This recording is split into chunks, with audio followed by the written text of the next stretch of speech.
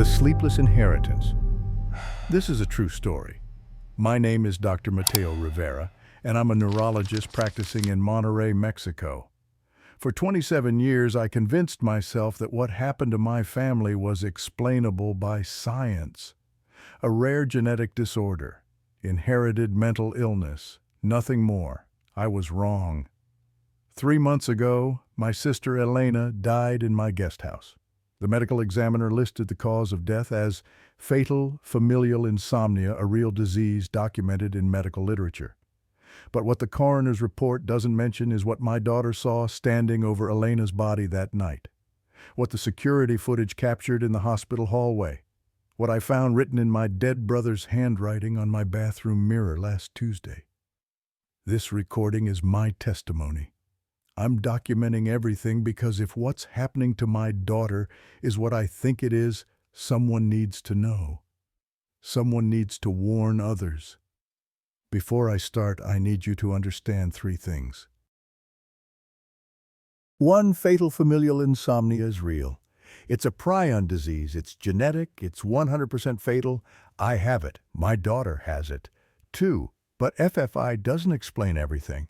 It doesn't explain the voices, the apparitions, the things that happened at La Hacienda de las Sombras in 1989. 3. If you have Mexican ancestry and you're listening to this, check your family history. Look for patterns: insomnia, violent outbursts, seeing dead relatives. If you find those patterns, don't do what I did. Don't ignore it. This is my warning. This is my confession. This started in December 2016, but the real beginning was 1980. Guadalajara. The night my mother stood over my brother's bed scratching the wall until her nails bled. Let me start there.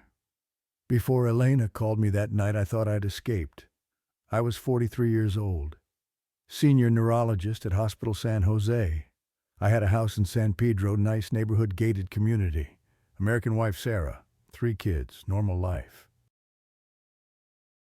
I'd spent 15 years building that normalcy. 15 years putting distance between myself and Guadalajara, between myself and what happened to Gabriel. My brother Gabriel died in 1988. Suicide. Or that's what the death certificate said. He was 21 years old. Cut his own throat with a piece of rusted metal in our backyard on New Year's Day. Before he died, he told me Mama brought them, the blood demons. They'll consume us all. I spent the next 3 decades convincing myself he was just sick. Schizophrenia, early onset dementia, something with a name in the medical textbooks. But December 2nd, 2016, my phone rang in the middle of the night. And I knew before I even answered that the rational explanations were over. The phone screen glowed in the darkness. Unknown, Guadalajara. I hadn't gotten a call from Guadalajara in 12 years. Everyone who mattered to me there was already dead. My parents, Gabriel, my grandparents. My hand hovered over the phone. Sarah stirred beside me in bed, her breathing changing. I answered, "Mateo!" The voice was sandpaper, barely human. "Elena? It's me. I'm sorry to call so late, but it started again." Silence, just breathing on the line, wet, labored breathing. What started? What happened to Gabriel? What happened to Mama? It's happening to me.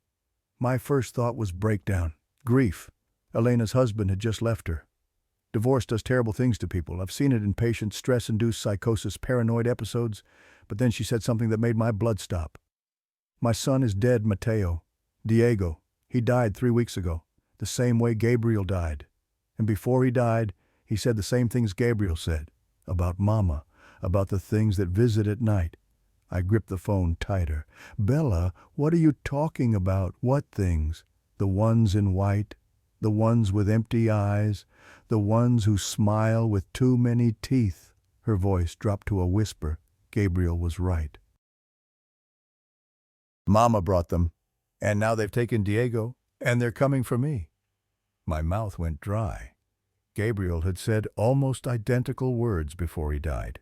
Words I'd tried to forget for 28 years. "Elena, you need help, professional help."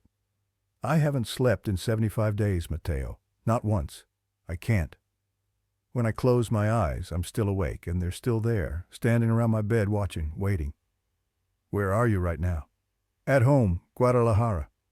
But I can't stay here. Manuel left me, took everything. The house is being foreclosed. I have nowhere to go. I looked at Sarah, who was now fully awake, watching me with concern etched on her face. I made a decision that night that I'll regret for the rest of my life. Come to Monterey, stay with us. We have a guest house. You can rest here. Let me help you. You can't help me, Mateo. Nobody can, but... She paused. I need to see you one more time, before it's too late. After I hung up, I told Sarah everything.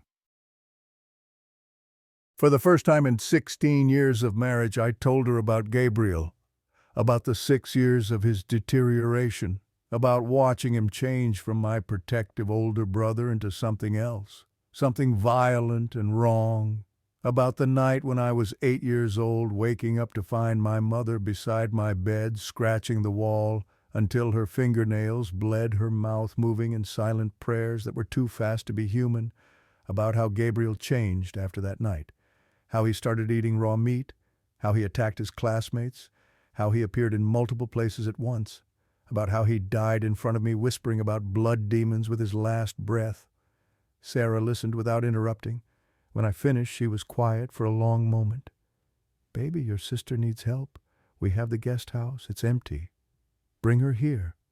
Whatever happened when you were kids, we can help her work through it. Trauma, grief, it manifests in terrible ways. But we can help. I wanted to believe her, needed to believe her, because if Sarah was wrong, if what Elena was saying was real, then I'd wasted 27 years running from something that would find me anyway. December 4th, 2016. Monterey International Airport. 10:30 in the morning. I almost didn't recognize her at baggage claim. Elena was 39, but she looked 60, gaunt, gray skin stretched tight over bones, hair thinning in patches revealing pale scalp, hands shaking constantly like she had Parkinson's, eyes sunken so deep they looked like holes drilled into her skull. When she hugged me, I could feel every vertebra in her spine. She weighed maybe 90 pounds. I can't sleep, Mateo, she whispered against my shoulder. Her breath smelled wrong, sweet and rotten like fruit left in the sun. It's been 75 days, not even a minute. I've tried everything. Pills don't work, alcohol doesn't work. I just lie there, awake, watching them watch me. In the car, Elena stared out the window, muttering under her breath in Spanish. I caught fragments as I drove through Monterey traffic. No solo, mama. Gabriel está con ella ahora y la cosa de Mazamitla. Todos esperando. Not just mama. Gabriel is with her now. And the thing from Mazamitla. All waiting. Bella, who are you talking to? She didn't answer. Just pointed suddenly at an empty construction site we were passing. There. Did you see her? See who, mama? She was standing by that building, wearing her white nightgown, waving at us. I checked the rear-view mirror. Nothing. No one. Just concrete and rebar. There's no one there, Bella. Not anymore. She moves when you look away. Hallucinations, I told myself. Classic symptom of severe sleep deprivation. After 72 hours without sleep, the brain starts manufacturing sensory input to compensate. After 75 days, I couldn't even imagine the neurological damage. But then I glanced in the rearview mirror one more time, and for half a second, less than a heartbeat, I saw her, a woman in a white nightgown, standing in the middle of the highway 3 car lengths behind us, hair hanging down past her waist, covering her face, too far away to see clearly, but close enough to know she was there. I blinked. The road was empty. My hands tightened on the steering wheel until my knuckles went white. Our house sat at the end of a cul-de-sac in San Pedro. Gated community, big yards, nearest neighbor 100 yards away. The guest house, what we called La Casita, was separate from the main house. 30 yards across the backyard, surrounded by desert landscaping and a high adobe wall. Perfect privacy, perfect isolation. That's what Sarah and I had loved about the property when we bought it 8 years ago. I didn't realize then that isolation could be dangerous. Sarah greeted Elena warmly, hugging her, despite Elena's skeletal frame and strange smell. The kids were more cautious. Maya, my 14-year-old daughter, hung back in the doorway. After Elena went to use the bathroom, Maya whispered to me urgently, "Dad, why does Tia Elena smell like that? Like what, honey? Like—" she struggled for words. "Like the funeral home where we went for Grandpa Jim's wake last year, that chemical smell they use, but also something else, something rotting underneath." I sniffed discreetly. Maya was right. Elena smelled like formaldehyde trying to mask decay. "She's been very sick, sweetie. Sometimes medications can cause strange smells." But Maya wasn't buying it. Neither was Sophia, my 8-year-old, who refused to come out from behind Sarah's legs even when Elena tried to greet her. Only Lucas, my 11-year-old son, seemed unbothered. He waved politely and went back to his video game. Kids sense things adults miss. Animals do too. Our dog Max, who normally greeted everyone enthusiastically, took one look at Elena and retreated to the backyard, whimpering. December 4th, 2016, 10:47 p.m. I settled Elena in the casita after dinner. The guest house was small but comfortable, one-bedroom, bathroom, kitchenette. All the windows had thick curtains. The door had a good deadbolt lock. I gave Elena Ambien 10 milligrams, double the normal dose. "It won't work," she said flatly, staring at the pills in her palm like they were poison.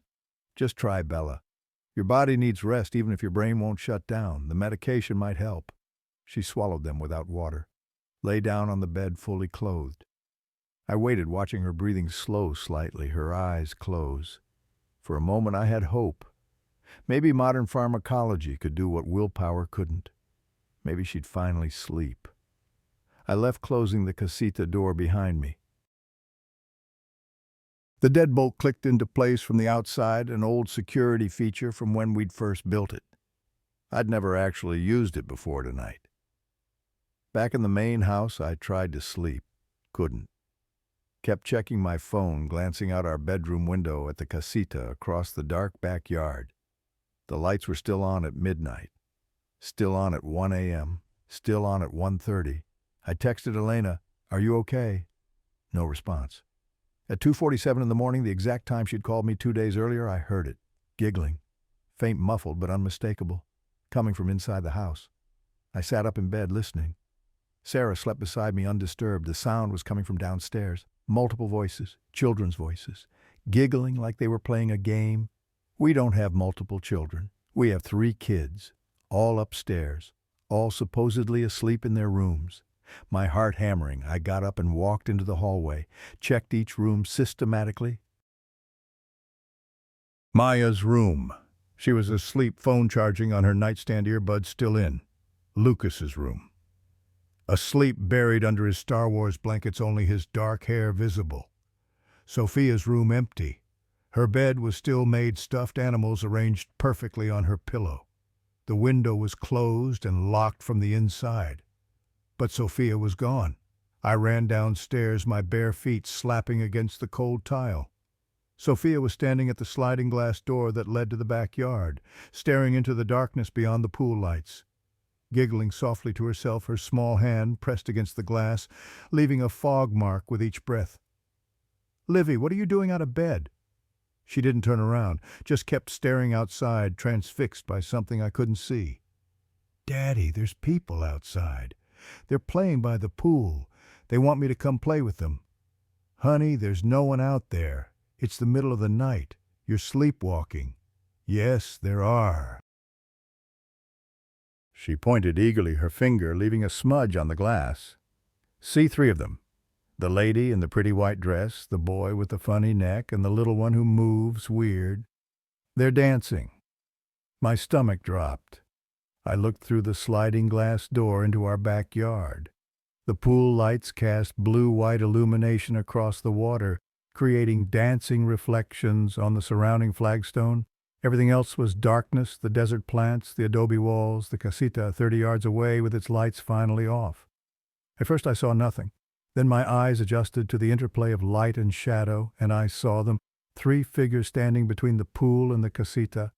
The first was tall, thin female, wearing what looked like a white dress that seemed to glow faintly in the pool light.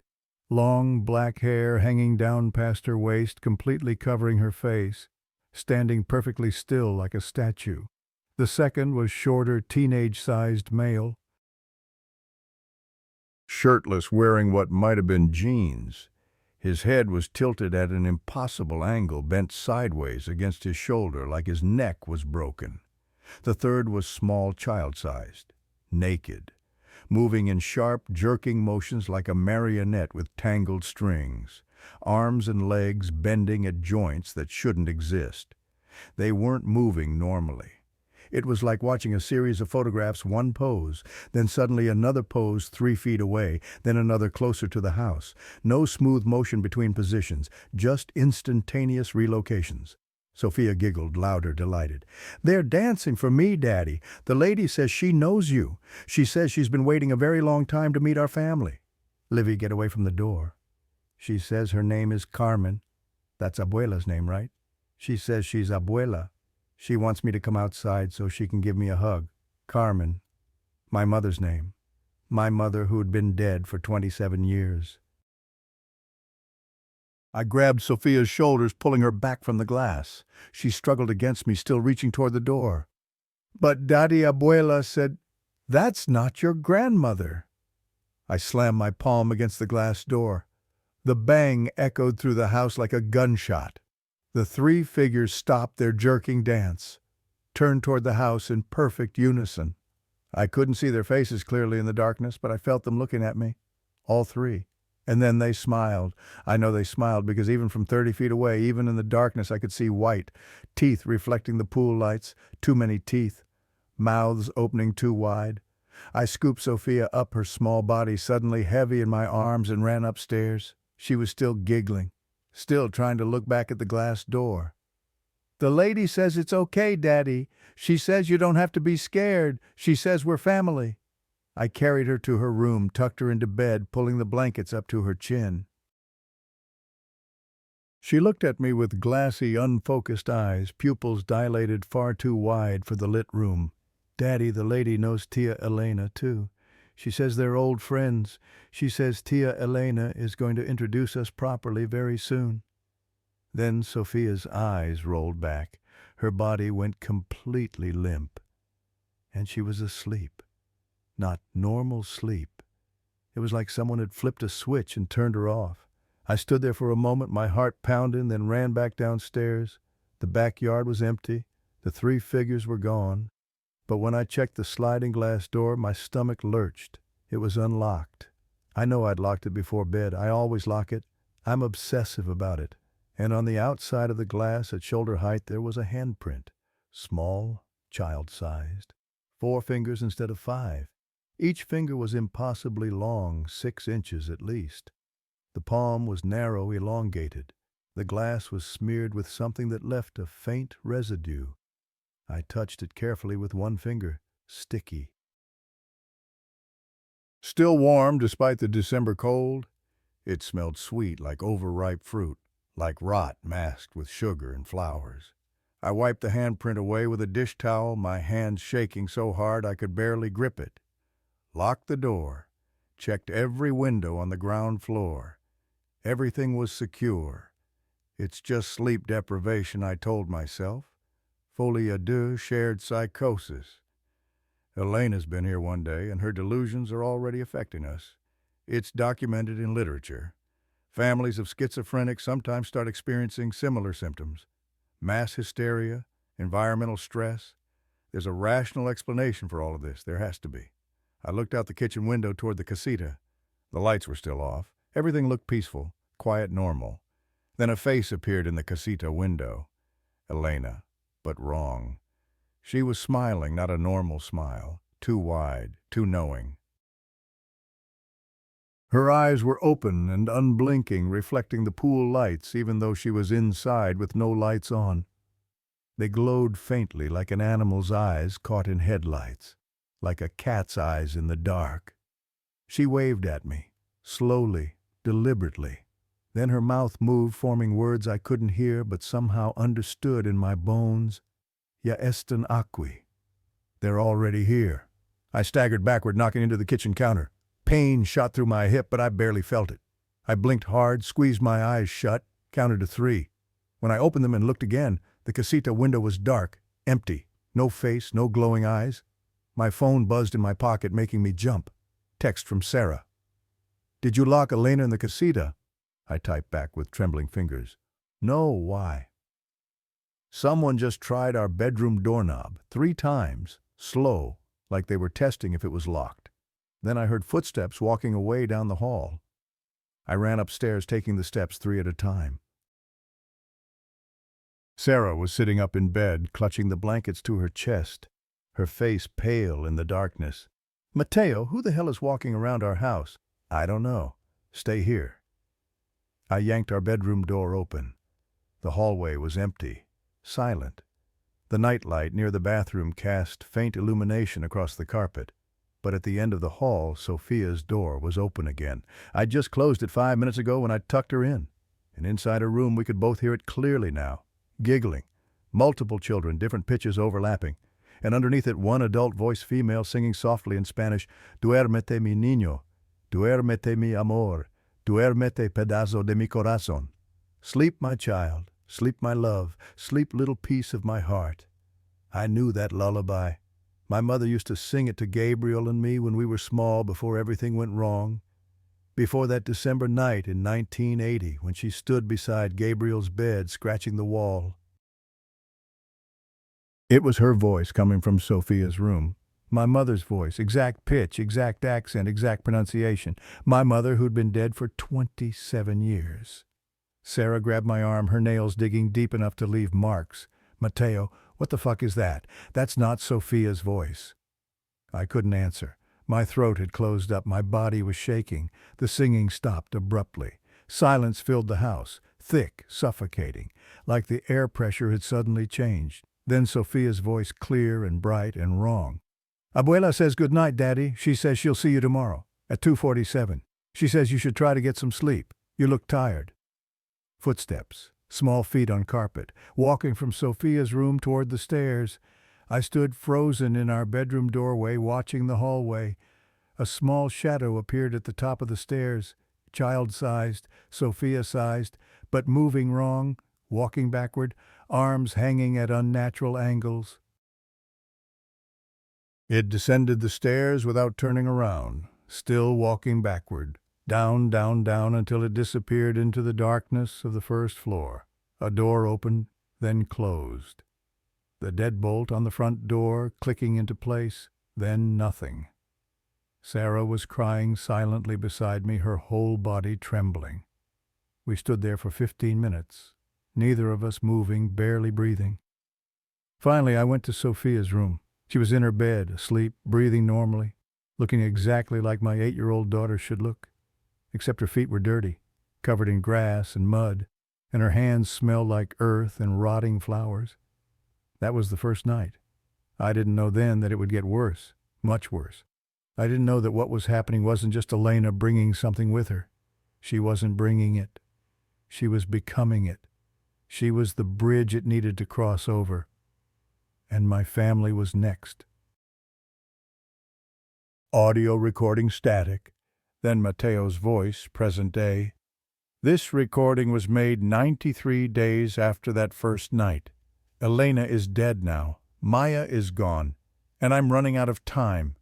But before I run out completely, you need to know the rest. You need to know what I learned about our family. About Doña Esperanza. About La Niña del Bosque. About the bargain that was made in 1947. You need to know so you can warn others. So you can break the pattern before it breaks you. I didn't sleep that night. Couldn't. Every time I closed my eyes, I heard my mother's voice singing that lullaby. At 6 in the morning, I walked across the dew-soaked grass to the casita. The December air was cold, biting against my face. My breath came out in small clouds. The sun was just starting to rise over the mountains, painting the sky orange and pink. Elena was sitting on the porch steps, staring at the sunrise.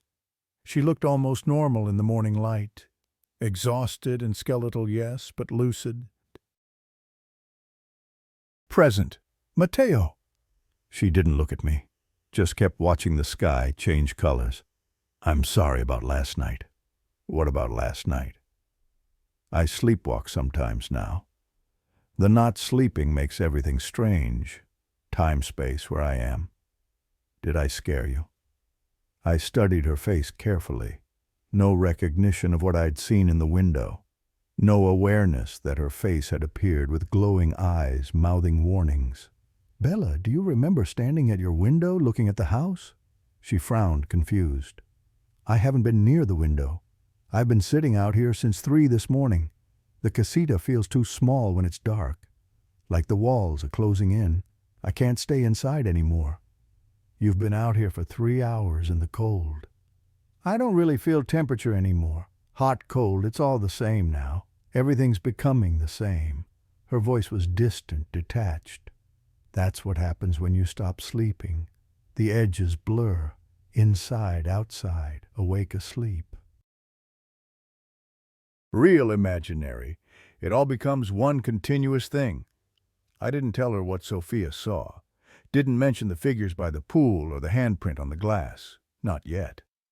I needed to understand what was happening before I confronted it.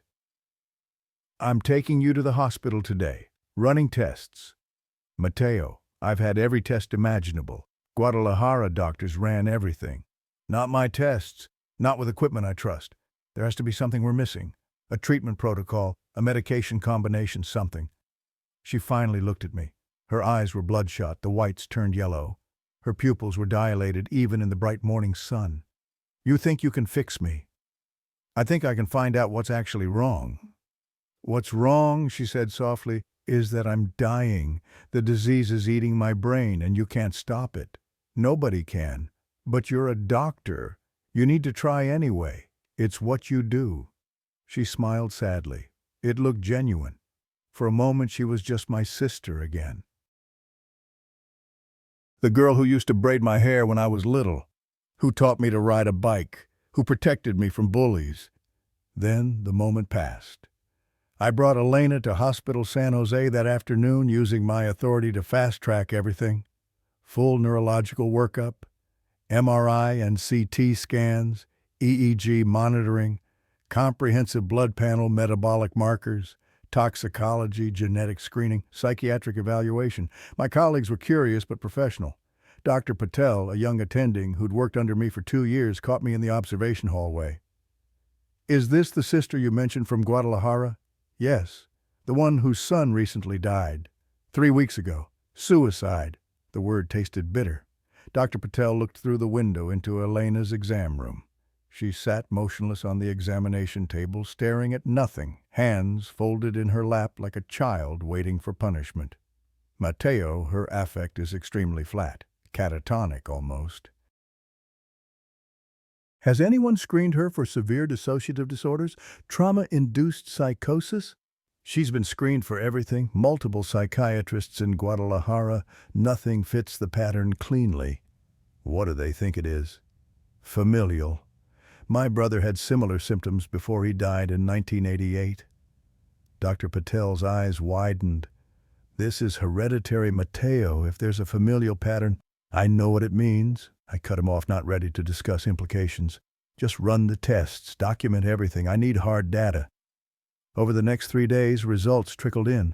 I obsessed over every number, every scan, searching for the answer that would make everything make sense. MRI, normal brain structure. No tumors, no lesions, no visible abnormalities. Hippocampus and thalamus showed normal volume, unusual for someone claiming 75 days of total insomnia, which should show significant atrophy. CT unremarkable, no bleeding, no calcifications. Blood work cortisol slightly elevated, consistent with chronic stress. Everything else liver function, kidney function. Electrolytes, blood counts within normal limits. The psychiatric evaluation was more telling.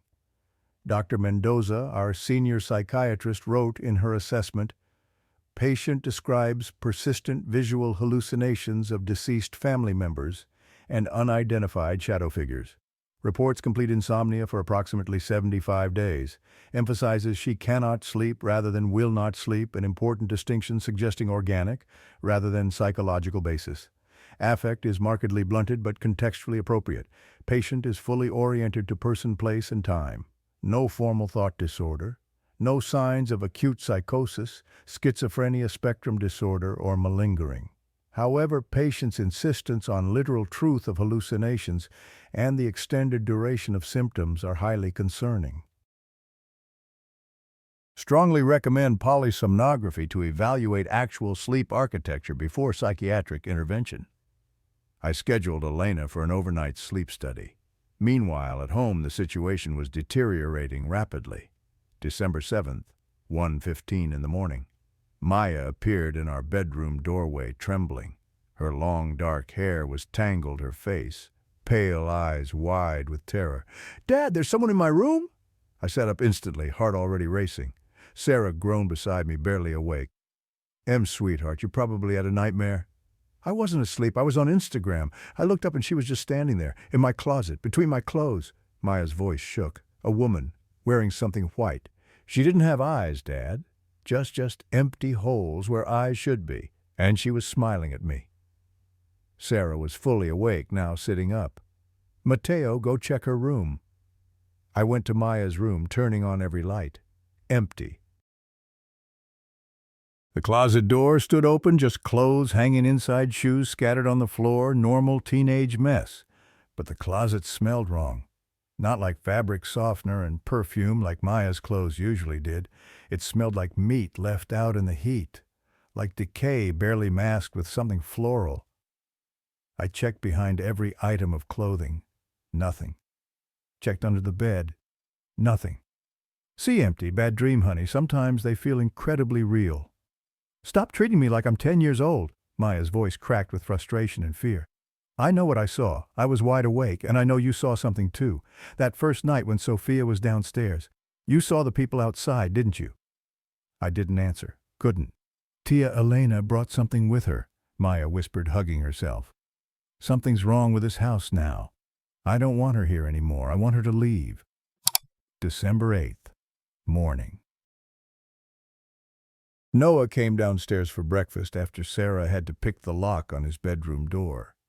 He'd locked it from the inside before bed, something he'd never done before.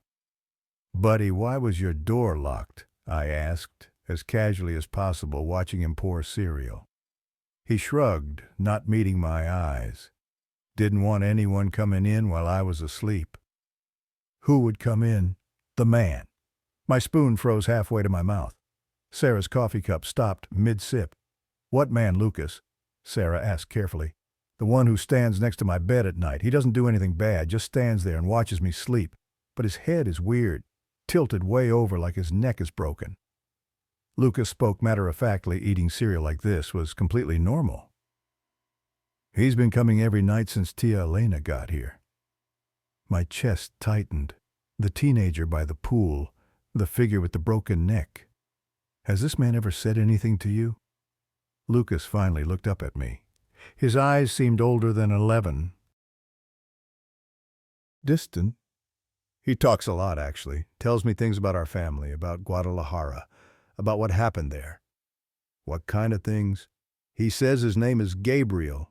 Says he's my uncle. Your brother." Lucas took another bite of cereal, chewed, swallowed. "He says you ran away when things got bad. Left him behind. He's not mad about it, though. He says he understands. He says you were scared."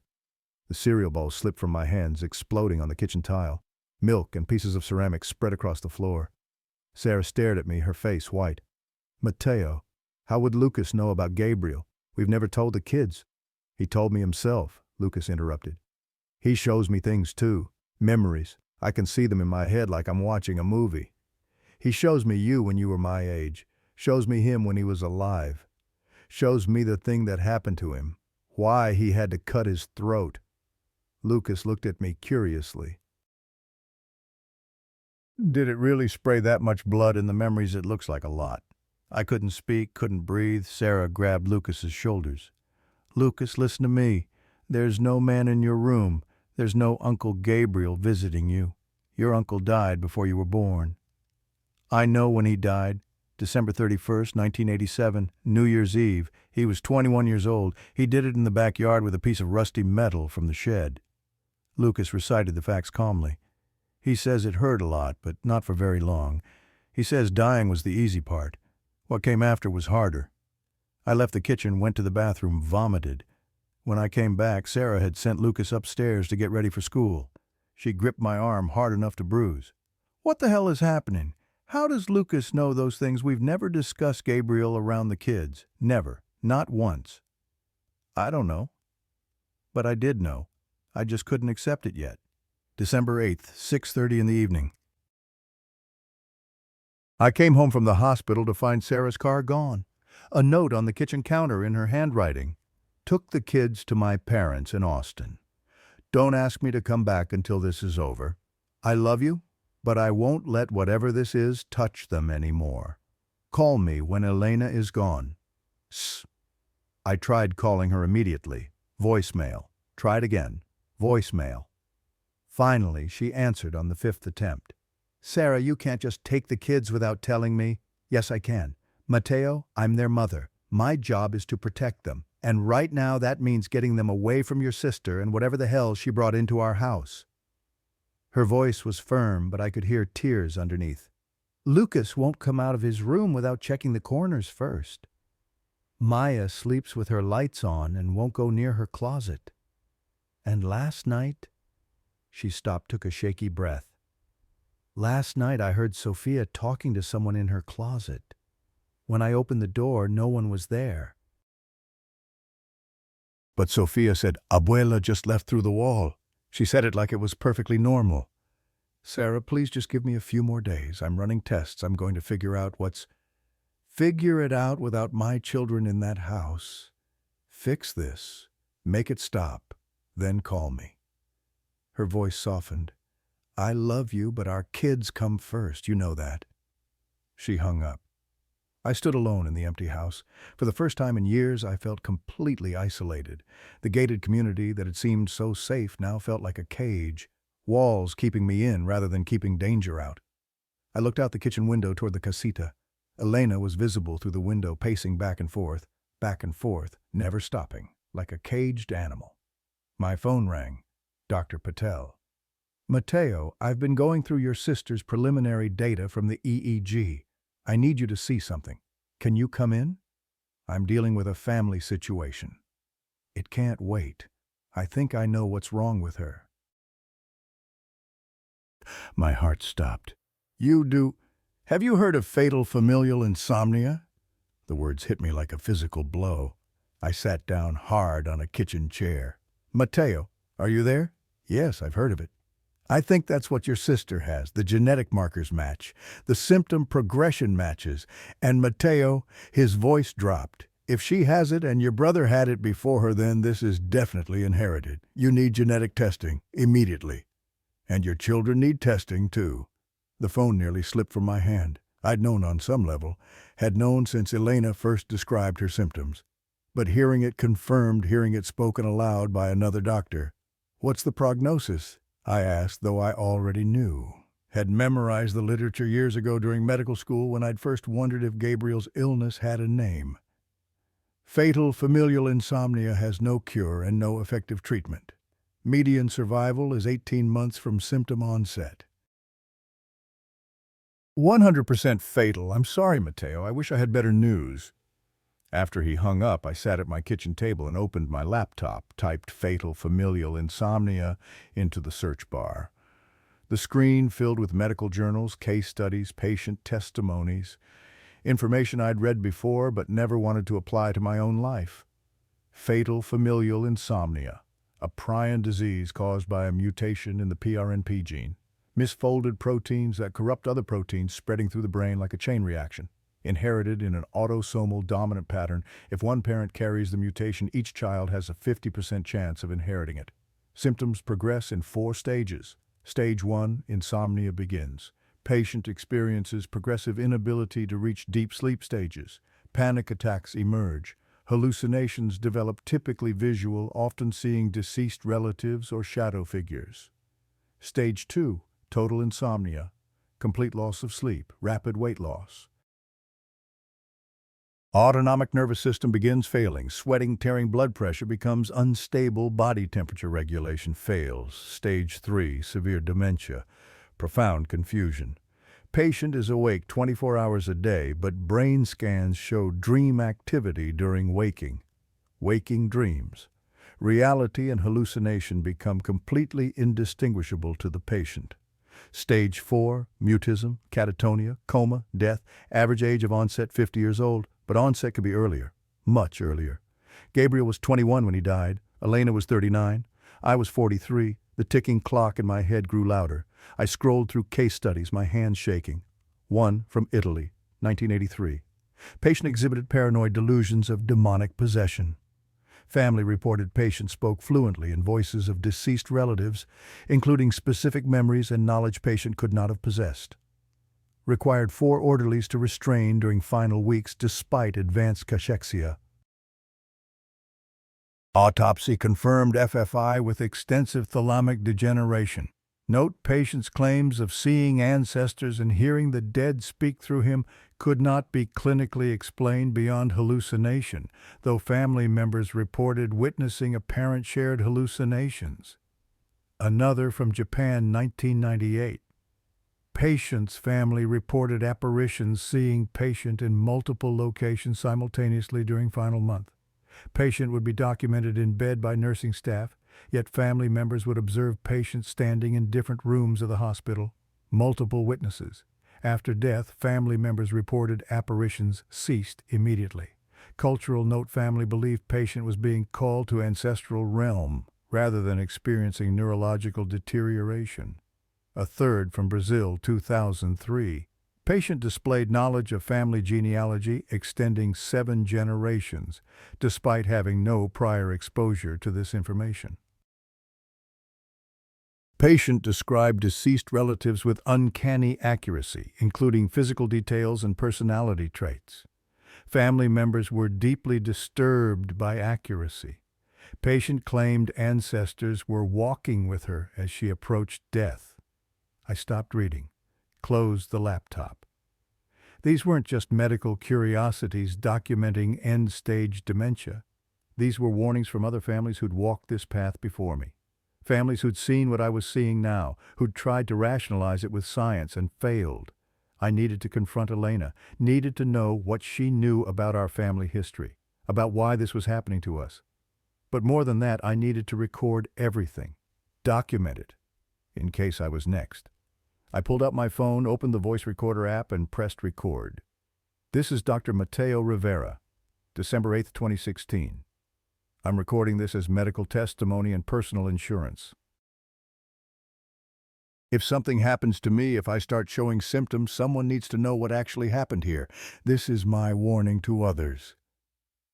That night, I walked back to the casita at 9 p.m., knocked on the door. Elena answered immediately as if she'd been waiting right there. "You talked to your doctor friend," she said. Not a question. "He told you about the gene." "FFI, yes. And now you believe me. I believe you're sick. I believe it's genetic. I believe your brain is deteriorating and causing hallucinations." I stepped inside. The casita felt wrong, temperature off, air too thick, smell of decay stronger. "But Bella, the other things, the apparitions, the voices, the entities, those are symptoms of the disease. Your brain is breaking down. You're seeing things that aren't real." She smiled. It wasn't a happy smile. It was pitying. "Mateo, do you remember what Gabriel said the day before he died about Mama, Bella?" He said she brought them, the blood demons. He said it was her fault. Elena moved closer. Her breath smelled like that same sweet rot. He wasn't hallucinating. He wasn't crazy. It started with Mama, yes. But it started before her too. With Abuela Doña Esperanza. With La Niña del Bosque. The girl from the forest. What are you talking about? The story Papa told me before he died. He made me promise never to tell you. He wanted you to escape, to live a normal life. But you can't escape blood, Mateo. You can't run from what's written in your DNA. I wanted to walk away, to maintain my rational doctor's distance, to believe in science and nothing else, but I didn't. Because part of me, the part that was 8 years old watching my mother scratch the wall until her nails bled, that part knew better. "Tell me," I said. We sat on the casita's small couch. Elena stared at her hands as she spoke like she was reading from a script written on her palms. "This started in the 1940s. Doña Esperanza, our great-grandmother, lived in the mountains near Mazamitla. She was a curandera, a healer, but she practiced other things too, older things the church didn't approve of. Folk magic, more than that, real magic, the kind that has prices." Elena's voice was distant, reciting. She had a son, her only child. He was 7 years old when he drowned in the river during spring floods. They never found his body, never recovered him for burial. "I'm sorry, but I don't see what this has to do with—" "Let me finish." Her voice was sharp, then softer. "Please, you need to hear this." I nodded. Doña Esperanza went mad with grief. She couldn't accept that her son was gone, so she did something desperate. For 9 nights she went into the caves in the mountains. The old caves, the ones the indigenous people considered sacred and forbidden. She performed rituals, offered her blood to something that lived there, something old, something hungry. My skin prickled despite the warm room. On the 9th night she came back to the village with a child, a little girl maybe 4 years old, naked, covered in dirt, completely feral, couldn't speak any language. Doña Esperanza claimed she'd found the girl abandoned in the forest. But the villagers whispered the truth. That's not a human child. That's the forest's daughter. That's what the caves gave her in exchange for blood. That's superstition. Is it? Elena looked at me with those yellow, bloodshot eyes. Doña Esperanza raised the girl anyway, named her Lucia. But Lucia was wrong, Mateo. She grew slowly, learned to speak, but her voice was always strange, too flat, wrong pitch. She smiled constantly, even at inappropriate times. Animals died around her. Dogs wouldn't come near her, and people saw her in 2 places at once, in the house and in the forest, in the morning and at night, simultaneously. My mouth was dry. That's impossible. When Lucia was 16, she married into the Vargas family. Our grandfather's older brother married her. She gave birth to a daughter 9 months later. Elena paused. That daughter was Carmen, our mother. The room seemed to tilt. You're saying our grandmother wasn't human. I'm saying she was something else, something wearing a human shape. And whatever she was, it changed our bloodline. That's why the doctors find a genetic mutation. Because it is genetic. It was written into our DNA the moment Lucia's daughter was born. But it's not a random mutation, Mateo. It's not just bad luck. It's the price, the toll for what Doña Esperanza did. That's insane. Is it then explain Gabriel? Explain my son Diego? Explain why I see Mama every single night and she's never alone? She brings Gabriel with her. She brings Diego. They stand at the foot of my bed and smile. And behind them I see others, dozens of others. All of them wearing our faces, all of them waiting. Waiting for what? For me to join them, for the disease to finish opening the door, and then for you to follow. She reached out, grabbed my wrist. Her hand was ice cold despite the warm room. The FFI isn't killing us, Mateo. It's transforming us. It's opening a bridge. When we die, we don't end. We cross over. We become part of them. Part of Los Hambrientos. Los Hambrientos, the hungry ones. That's what the indigenous people called them. The things in the caves. The things Doña Esperanza bargained with. They feed on consciousness, on human awareness. They can't maintain physical form anymore. Haven't been able to for thousands of years. But they can ride in human minds, share human bodies, taste the world through human senses. Her grip tightened. That's what Doña Esperanza gave them. Not just her blood, her entire lineage. Generations of bodies, generations of consciousness, an endless feast. I pulled my hand away, standing up. Elena, this is the disease talking. Delusions, paranoia, these are documented symptoms. Then how did Lucas know about Gabriel? How did he know details? We never told him. How did Sophia know our mother's lullaby? She died before Sophia was born. We never sang it to our children. Elena stood too, swaying slightly. They're telling them Mateo. Gabriel is talking to Lucas. Mama is talking to Sophia. The dead are speaking through the disease. The disease is their door. I backed toward the exit. I'm admitting you to ICU tomorrow. Continuous monitoring. We'll manage the symptoms, keep you comfortable. Mateo. Her voice stopped me at the door. It's too late for me. I know that. I've known for weeks. But you still have time. Your children still have time. Maya has the gene. I can see it in her. The blood recognizes itself, but Lucas and Sophia might not. If they don't, if they're clean, you need to protect them. Don't let them become bridges, too. How? Run. Take them far from here. Far from Mazamitla. Far from the hacienda. And whatever you do, don't try to understand. Don't try to bargain. There's no bargaining with Los Hambrientos. There's only feeding them or escaping them. She turned away, facing the dark window. And I'm tired of running. I left, closing the door behind me. My hands were shaking so badly I could barely walk straight. Behind me, I heard her call out, "They're already in your house, hermano. Been there since I arrived. And when I die, they won't leave with me." I went back to the main house, every light blazing. Poured myself whiskey, drank it, poured another. Tried to convince myself this was all stress. Shared delusion. Folia familiae, there's probably a term for it. But I couldn't stop thinking about Lucas knowing things he shouldn't know. About Sophia singing a lullaby she'd never learned. About the handprint on the glass with 4 fingers instead of 5. About Elena in the window with glowing eyes. My phone buzzed. Doctor. Patel texting sleep study scheduled for tonight. Elena checked in at 8 p.m. I'll observe personally. We'll update you in the morning. I texted back, "Thank you. Document everything, everything." "Will do. Mateo, are you okay? You seemed off today." "I'm fine. Just tired." Tired. Such a simple word. Such an insufficient word for what I was feeling. I looked at my watch, 11:47 p.m. 3 hours until 2:47, the hour they always came. I went upstairs to my empty bedroom. The house felt wrong without Sarah and the kids. Too quiet, too big. Shadows in every corner. I locked the bedroom door, pushed a chair against it, sat on the bed with my phone checking the time obsessively. Midnight, 1 a.m., 2 a.m. At 2:47 exactly every light in the house went out. Not a blown fuse, not a power outage, just off, all at once. Digital clocks, refrigerator hum, everything. Total silence, total darkness. I grabbed my phone. Dead. Even though it had been at 75% charge.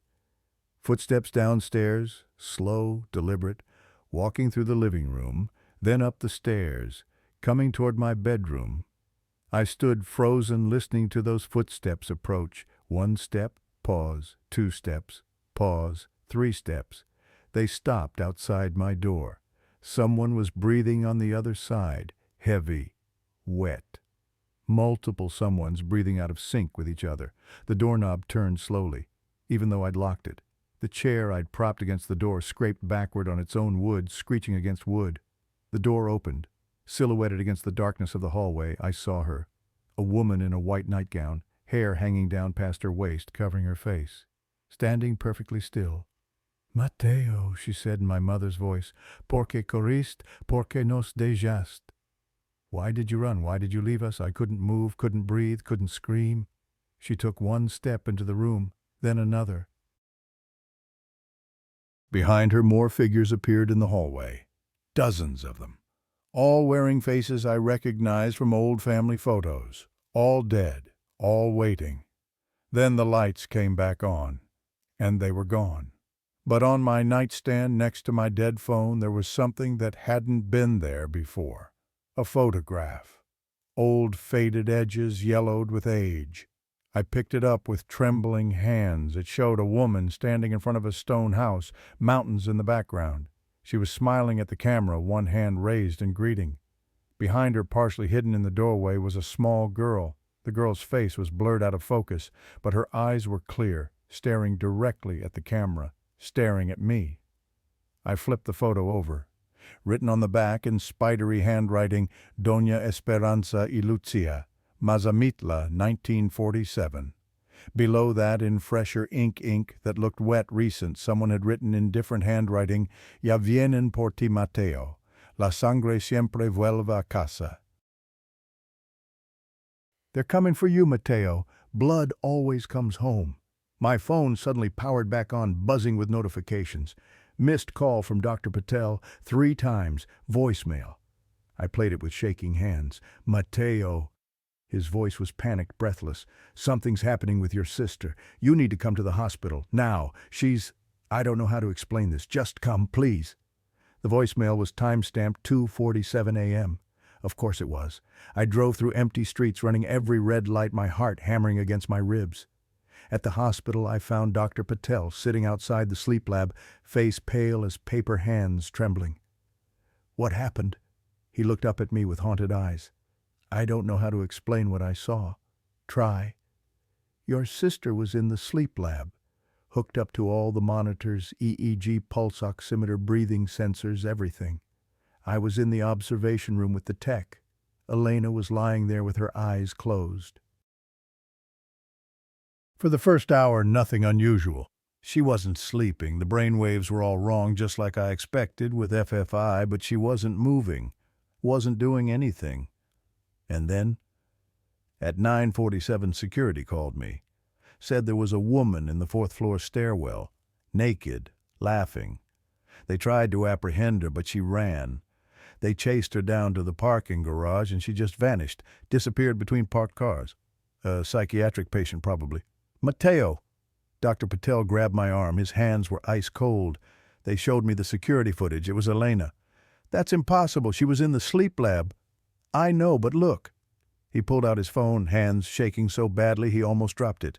Security footage. Time-stamped 21:47.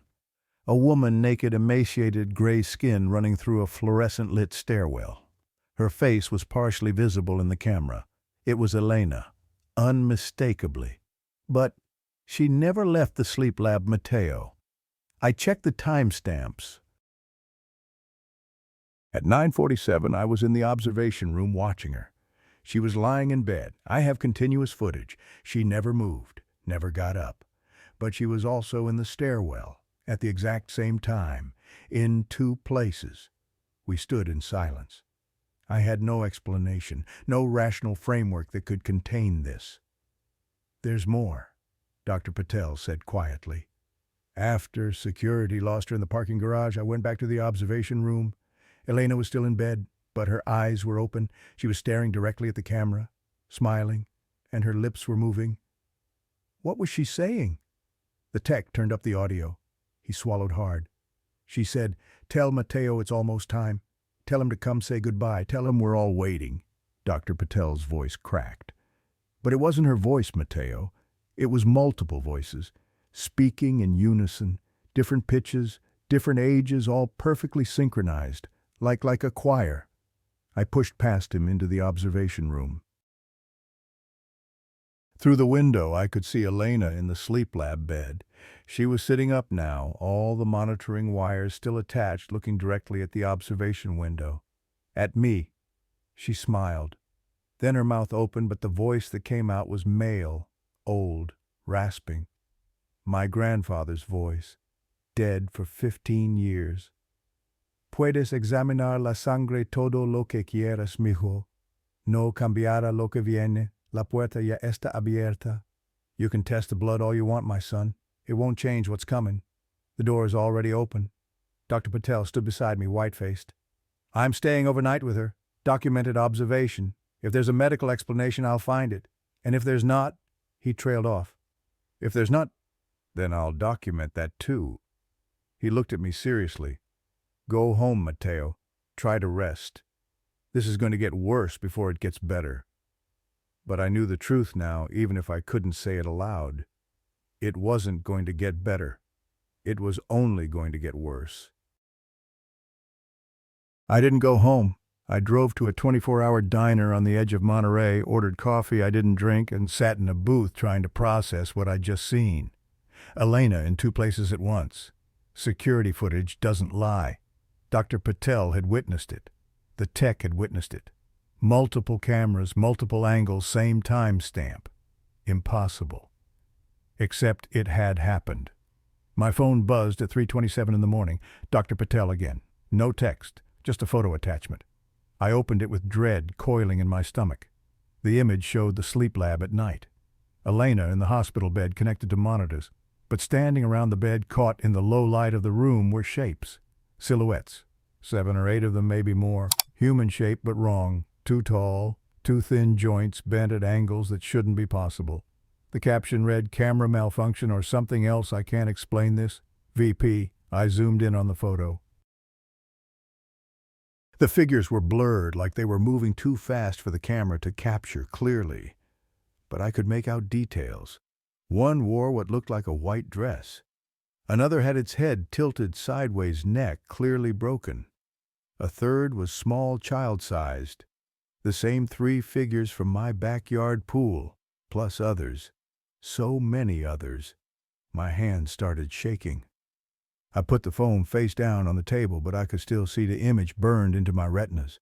Could still see them standing around Elena's bed like mourners at a wake, or like they were waiting for something. At 6 in the morning, my phone rang. "Sarah, the kids are fine," she said immediately before I could ask. "We're in Austin, safe, but Mateo Maya's not sleeping." My chest tightened. "What do you mean?" "She says she can't. She lies in bed for hours with her eyes closed, but she's still awake. She can hear everything around her. She's aware of everything. It's been 3 nights now." Sarah's voice trembled. Is this what happened to Elena? How long exactly? 3 full nights? Since we got here, 72 hours. Mateo, I'm scared. She looks exhausted, but she can't sleep. And she keeps saying she sees things, shadows in the corners, someone standing at the foot of her bed. 72 hours. The same amount of time before Elena's symptoms became undeniable. "I'm coming to Austin right now. Don't let Maya out of your sight." "Mateo, what's happening to our daughter?" I couldn't answer. Didn't want to say it aloud because saying it would make it real. "I'll be there in 4 hours. Keep her safe." I hung up and immediately called Dr. Patel. "I need you to do something for me. Run genetic testing on Elena's tissue samples, full genome sequence. Look for the PRNP mutation. Mateo, it's 6 in the morning." "I know what time it is. This is urgent. I need those results today." Silence on the line. Then, "You think your daughter has it too. Just run the test." "Please, I'll fast-track it. But Mateo, if Maya has the gene, you need to know there's no treatment, no cure. The best we can do is manage symptoms, and I know what the prognosis is. Just get me the results." I drove back toward Monterey, planning to grab my things and continue to Austin. But as I approached the hospital, my phone rang again. Dr. Patel. His voice was strained wrong. "Mateo, you need to come back to the hospital. Something happened." "What happened?" "Elena?" He stopped. I heard him breathing hard. "Just come, now." I found him in the hallway outside the sleep lab. His white coat was torn at the shoulder. His face had 3 long scratches down the left cheek, still bleeding. His hands were shaking. "Chen, what the hell happened to you?" He looked at me with empty, traumatized eyes. "I stayed with her all night, like I promised, just observing, documenting, taking notes. Everything was stable until about midnight. Then she started seizing. I went into the room to check on her. And she grabbed me. He showed me his wrist. Dark bruises in the shape of fingerprints, but not normal fingerprints. Too many of them overlapping like multiple hands had gripped him at once. She's 90 pounds, Mateo. Dying. She shouldn't have any strength, but she grabbed my arm and I couldn't break free. Her grip was like steel. What did she say? She looked right at me and said in a voice that wasn't hers, "He wants to know if you believe now, Dr. Patel." He swallowed hard. Then she started convulsing again. I called for help. When the nurses arrived, I turned back to stabilize her and he stopped staring at nothing. "What did you see?" "People. In the room, standing around her bed. I could see them clearly this time. Not camera glitches. Not shadows. People." His voice dropped to a whisper. A woman with empty eye sockets. A man with his throat cut open, blood still running down his chest. A teenage boy hanging in midair, neck-broken feet dangling, and at the foot of the bed something tall, no head, just a smooth stump where the neck should be. It was moving, dancing, joints bending backward. The exact description Maya had given of her closet visitor. "I ran," Dr. Patel said flatly. "I'm not ashamed. I ran out of that room and didn't stop until I was in the hallway. When I looked back through the window, they were gone, just Elena in the bed, alone. But Mateo, he grabbed my shoulders. Your family isn't cursed by a disease. You're cursed by something that's using the disease as a doorway. And I don't know how to fight that. Medicine can't fight that." I pushed past him into the sleep lab. Elena was awake, sitting up in bed, all the monitoring wires still attached. She looked more lucid than I'd seen her in days. Her eyes were clear-focused. "Hey, big brother." "Bella, I'm dying. You know that now, right? Really know it. Not just intellectually." "You feel it?" "Yes. Days, maybe hours." She smiled sadly. "I can feel them getting closer, crowding in. There's not much room left in here for just me anymore." I sat in the chair beside her bed, took her cold hand in mine. "Mateo, I need to tell you something important. About the gene. Elena, I already know about FFI. No, listen." Her grip tightened with surprising strength. "Not everyone who has the gene gets the disease.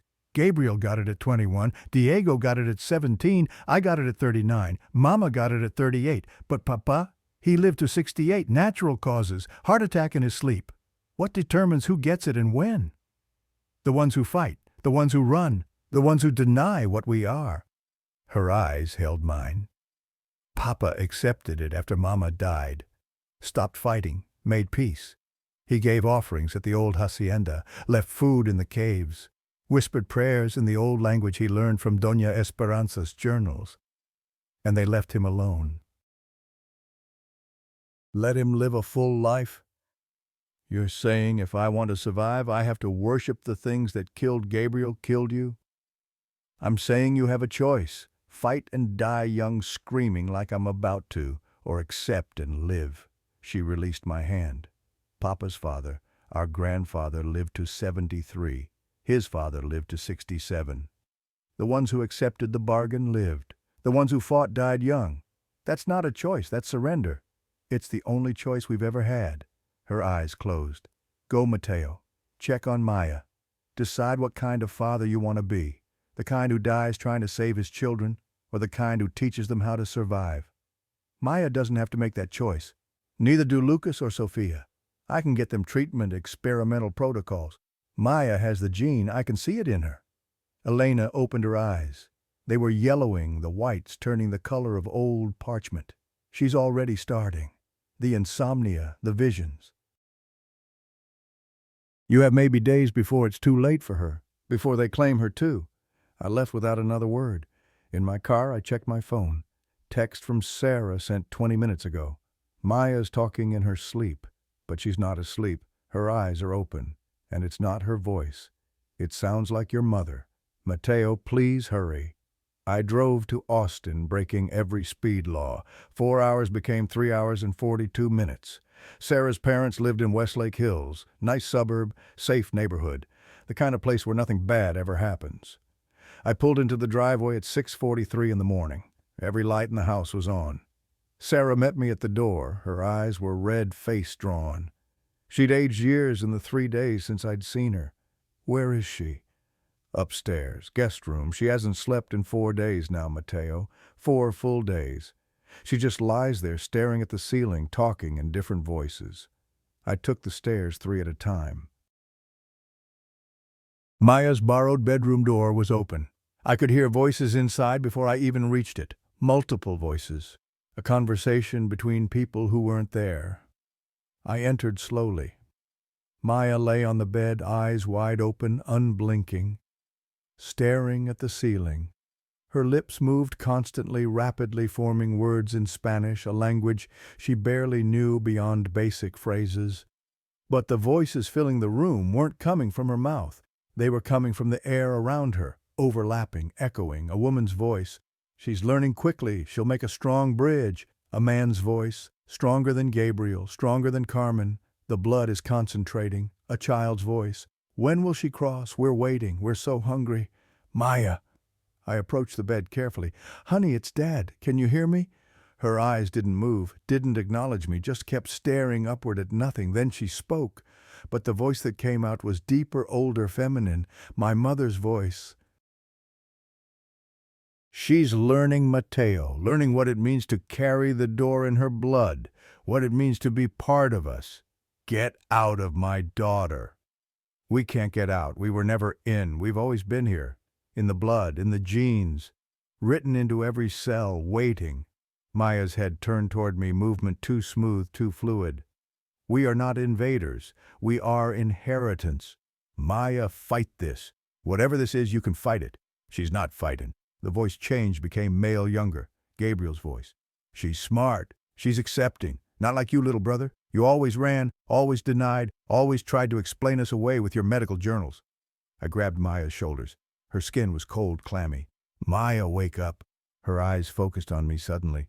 For just a moment I saw my daughter, terrified, trapped behind those eyes like a prisoner. Daddy, she whispered in her own voice, small and frightened. I can't sleep. Every time I close my eyes, I'm still awake. And they're all here. Abuela Carmen, Uncle Gabriel, Cousin Diego, and others. So many others I don't know. They're teaching me things, showing me things about our family, about what we really are. What do you mean, what we really are? We're not just sick. The disease is real, the gene is real, but it's not natural. It was put there by Lucia, by La Niña del Bosque. She changed our bloodline, made it a bridge, a doorway between here and where they are. Where who are? Maya's smile returned. Not her smile. Someone else wearing her face. The ones who wait in Mazamitla, in the caves where Doña Esperanza made her bargain. The old things, the hungry things. Los hambrientos. Behind me, Sarah gasped from the doorway. Mateo, what's happening to her? Get Lucas and Sofia. We're leaving. Leaving where? To where this started. Mazamitla. La Hacienda de las Sombras. If Doña Esperanza made a bargain there, maybe that's where I can find answers. Where I can find a way to break this. You can't be serious. Our daughter has what Elena has, what Gabriel had. She's 14 years old, and without intervention she has maybe months to live, unless I find a way to stop this. I turned back to Maya. I'm going to fix this baby. I promise. You can't fix what's in the blood, Maya said in that chorus voice. But you can try. Doña Esperanza tried too. Read her journals, Mateo. Learn what she learned. Understand the price. We packed quickly. Sarah's parents watched in confused horror as we loaded the kids into my car. Daddy, where are we going? Sophia asked. She was the only one who seemed normal. Lucas sat silently staring out the window.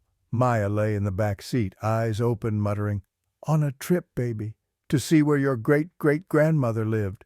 Will the lady in white be there? My hands froze on the steering wheel. What lady, Sophia? The one who visits me at night. She says her name is Lucia.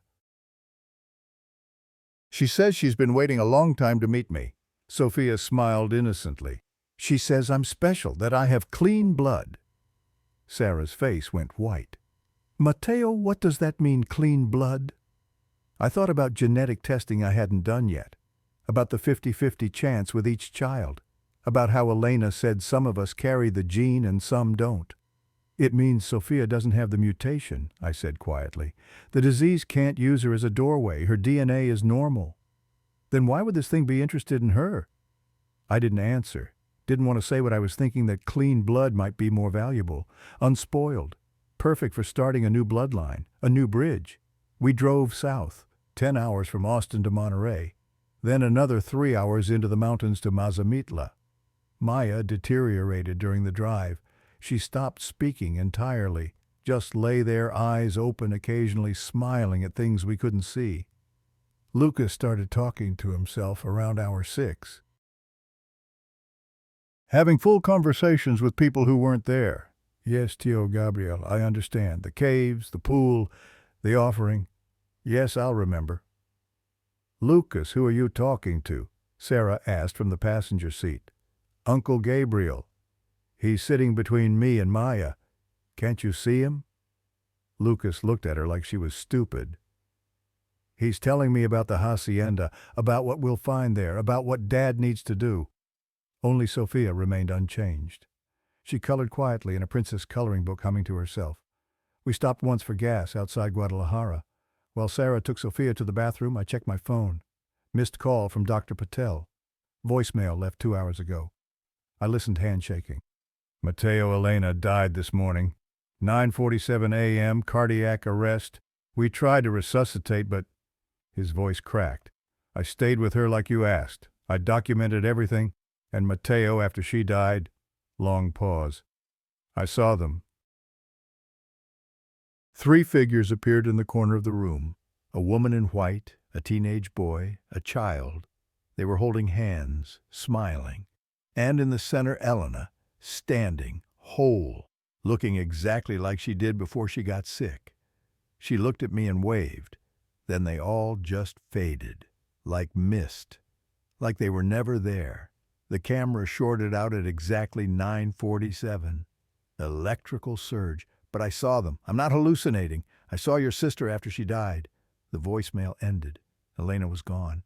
I sat in the gas station parking lot, gripping the steering wheel, trying not to cry. When I looked in the rearview mirror, Maya was staring at me, smiling. "Tia Elena says hello," she said in that other voice. "She says she's free now. She says it's beautiful where she is. She says we'll all be together soon, one big family, forever." We arrived at La Hacienda de las Sombras at 7 p.m. The sun was setting behind the mountains, painting everything orange and purple. The hacienda looked exactly as I remembered from 1989.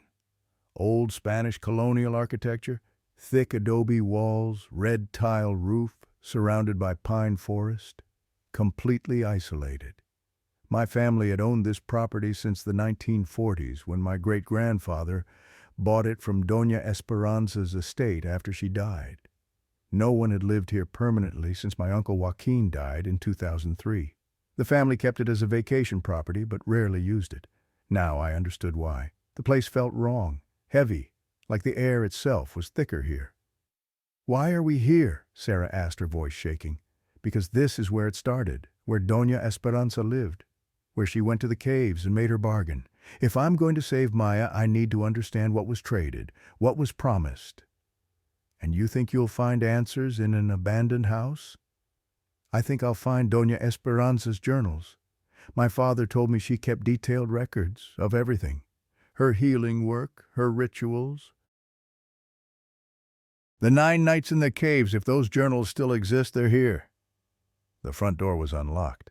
It swung open with a long creak that echoed through the empty house. Inside, the air was cold and smelled like decay. Sweet rot mixed with earth and something floral, the same smell that clung to Elena. "Mateo, I don't think we should be here," Sarah started. "Stay with the kids. I need to find something." I remembered my Uncle Joaquin had kept certain wings of this house locked, had forbidden anyone from entering, had been paranoid, superstitious, carrying charms and crosses everywhere.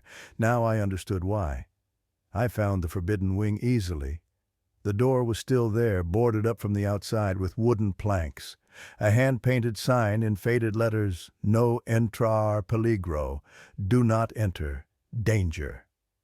I ripped the boards away with my bare hands, splinters digging into my palms. The door behind was heavy oak with a rusted padlock. I broke the lock with a tire iron from my trunk. The door opened into darkness.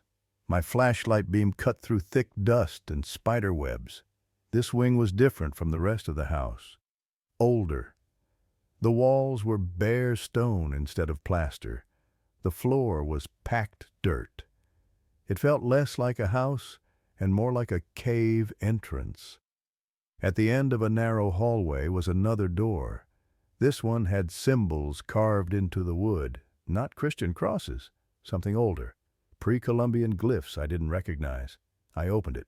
The room inside made every hair on my body stand up. The walls were covered in writing, floor to ceiling. Spanish Nahuatl, and other languages I couldn't identify, all written in what looked like dried blood, brown, flaking old. In the center of the room was a stone altar, candles melted into puddles of wax, animal bones arranged in geometric patterns, skulls, small animals, birds, maybe something larger, and in the middle, untouched by dust, a leather-bound journal. I opened it with trembling hands. The first entry was dated January 15th, 1944. Written in elegant, flowing script, "My son Tomas is dead. The river took him 3 days ago. They found his clothes on the bank, but not his body. The priest says I must accept God's will. But God took my son and I want him back. The old women in the village speak of caves in the mountains, sacred places, forbidden places. They say things live there, things older than Christ, things that can be bargained with. I will find these caves. I will offer whatever they want. Blood prayer, my soul, it doesn't matter. I will have my son back." I flipped forward. 9 entries, one for each night she went to the caves, each more desperate than the last. Night 4. I found the pool in the deepest cave, black water that doesn't reflect light. I spoke the words the old woman taught me. Words in a language I don't know, but my mouth formed anyway. Something answered. I felt it rise from the water, felt it touch my mind. It showed me my son, what's left of him, his body in the river, bloated, ruined, lost forever. But it offered me something else, a child, not my Thomas, but a child nonetheless. It said, "Give us blood and we give you life. But know this, the life we give comes with a price. The child will be a bridge. Through her line, when death comes, we cross. We walk in flesh again. We taste your world through your descendants' senses. Do you accept?" I said yes. "God forgive me." I said yes. Night 9. They brought her tonight. Left her at my door. A girl 4 or 5 years old, naked, covered in cave dirt. She doesn't speak, doesn't cry, just stares at me with eyes that are too knowing, too old. This is not a human child, I know that, but she's mine now. I cut my palm and pressed it to hers. Our blood mixed. The bargain is sealed. I will name her Lucia. She will be my daughter. And through her children and her children's children, Los Hambrientos will feed. This is the price I paid. May God have mercy on my line. I kept reading, hands shaking. Entries documenting Lucia's childhood. How she grew slowly. How she learned to mimic human behavior, but never quite got it right. How animals died around her. How the villagers whispered she was cursed. An entry from 1959. Lucia married Roberto Vargas today. A good family from Guadalajara. They don't know what she is. They think her strangeness is shyness, her oddities are just rural upbringing. But I know. She is the bridge. And through her my blood, the Vargas blood now, will carry the door. Los Hambrientos are patient. They've waited in those caves for thousands of years. What are a few more generations to them? An entry from 1962. Lucia gave birth to a daughter. She named her Carmen, my granddaughter. She looks normal, perfectly human. But I see it in her eyes already. The same ancient knowledge I see in Lucia's eyes. The door is in her blood now, dormant but present. It will activate when death approaches, when her brain begins to fail. Then the door opens. Then they cross. I have doomed my descendants, but I saved my daughter. That must be enough. The final entry dated October 1962. I am dying. The doctors say cancer. I know better. This is the price for my hubris. For thinking I could bargain with Los Hambrientos and not pay personally. They took their pound of flesh from me first, before they take it from my line. But I have learned something. The bargain can be broken, but only by someone of the blood. Only by someone who carries the door yet refuses to open it. Someone who chooses the true death, the death with no echo, no continuation, no consciousness preserved. If one of my descendants has the courage to return to the caves, to enter the black pool, and choose final ending, complete dissolution, it will close the door, forever. It will sever the bridge. But it requires sacrifice, total sacrifice. Not just death of the body, but death of the soul. No afterlife, no crossing over, just Nothing. I do not have this courage. I cling to the hope of heaven even as I die, but perhaps someone in my line will be stronger. Perhaps someone will love their children more than they fear oblivion. If you read this, if you are of my blood and you understand what I've done, I'm sorry, I'm so sorry, but I've left you a way out. The choice is yours. I stared at the page, reading it over and over, a way to break the curse. But it required Mateo Serra's voice from the hallway. "Mateo, something's wrong with Maya." I ran back to the main house. Maya was on her knees in the living room convulsing. Sarah and Lucas knelt beside her, trying to hold her steady. Sophia stood in the corner watching with that too knowing smile. Maya, I dropped beside her, checking her pulse, rapid, thready. Her eyes had rolled back, showing only whites. Her mouth opened. That chorus of voices poured out, "Choose Mateo. Let her cross willingly, painlessly into us. She'll live forever, never alone, always family, always loved. Or watch her fight and suffer like Gabriel did, like Elena did. The door is opening whether you want it to or not. But you can make it easier for her." "Daddy, please." Maya's own voice broke through, small and terrified. "It hurts. Make it stop. I can't sleep. I can't think. They're so loud they won't leave me alone. Please make it stop." I looked at my daughter, 14 years old, dying, suffering, the disease eating her brain. No cure, no treatment, no hope. And I thought about what Doña Esperanza offered. Peace, no more pain, consciousness preserved with family forever. All I had to do was let go. Stop fighting, accept. "Mateo, what are they?" Sarah grabbed my arm. "What are those things?" I looked around the room. Now I could see them too. Dozens of figures standing in the shadows. All wearing faces I recognized from old family photos. My mother, Gabriel, Elena, Diego, others going back generations, all of them smiling, all of them waiting, all of them wanting Maya to join them. "No," I said. The room went silent. "What did you say?" the chorus of voices asked. "No, I won't surrender her. She's my daughter, not a vessel, not a bridge. My daughter. And she's going to live. She's going to die anyway. The gene guarantees it. Then she'll die human, free, not shared with parasites who steal bodies because you're too weak to keep your own." The temperature in the room dropped 20 degrees in an instant. Frost appeared on the windows. The candles I'd lit flickered and died. Darkness swallowed us, except for glowing eyes appearing in every shadow, dozens of them, hundreds. "You don't have a choice," the voices hissed. "She's ours. The blood is ours. All of you are ours." Maybe, but I read Doña Esperanza's journal. I know how to end this. The voices went silent. "You're bluffing," they said, but uncertainty crept into the tone. "Am I?" I picked Maya up. She was light, too light, burning with fever. "There's a way to close the door, permanently, and I know where to find it." I carried Maya toward the exit. The figures moved to block us.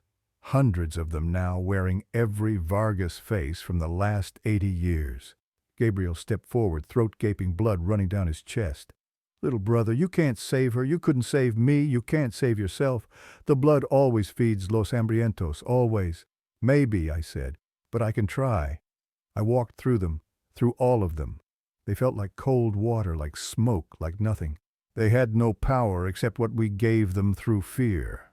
We made it to the car. I laid Maya in the back seat. Lucas climbed in beside her. Sophia sat up front with Sarah. But as I started the engine, I looked at Sophia in the rearview mirror. Her eyes were different, older.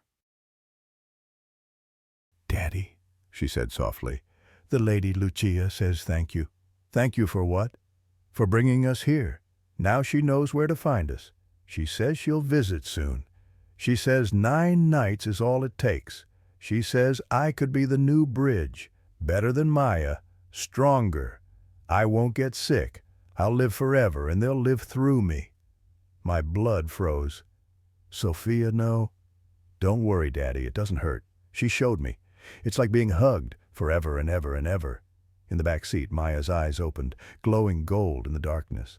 "We're already here, Mateo, in Sophia, in Lucas, in you. We've always been here, in the blood, in the marrow. You can't run from what's inside you."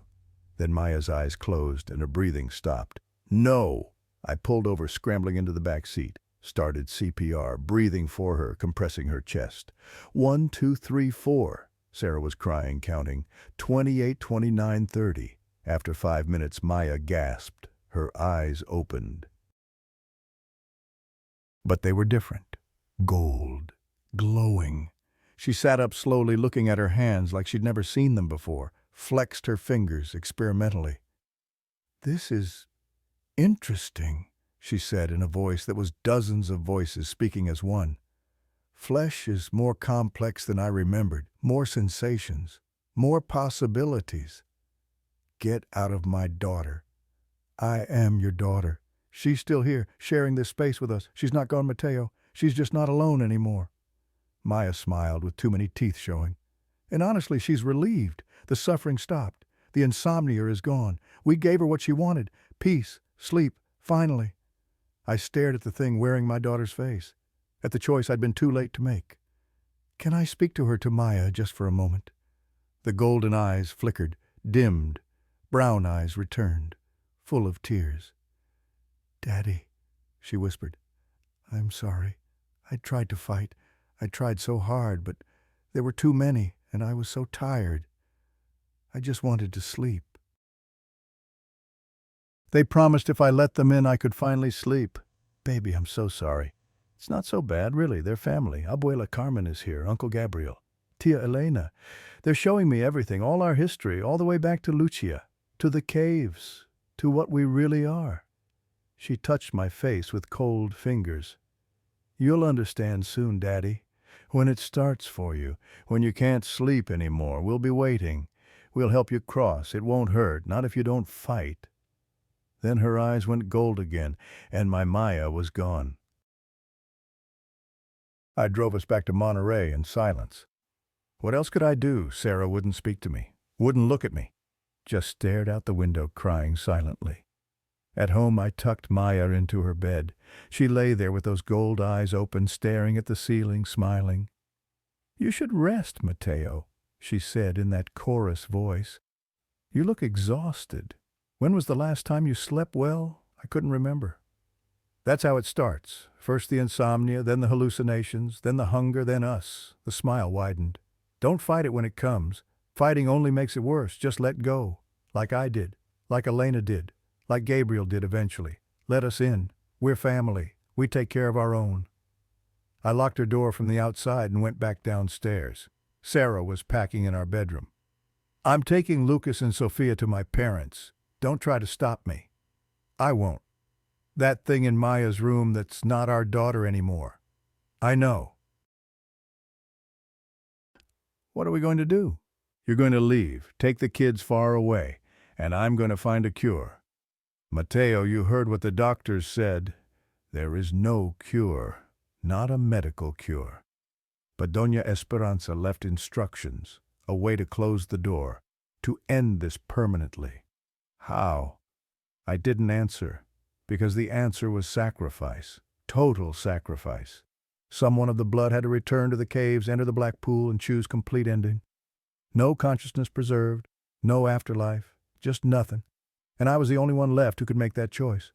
Sarah left with Lucas and Sophia an hour later. She kissed me goodbye. It tasted like finality. "I love you," she whispered, "but I can't watch you die like this." "I know. Keep them safe."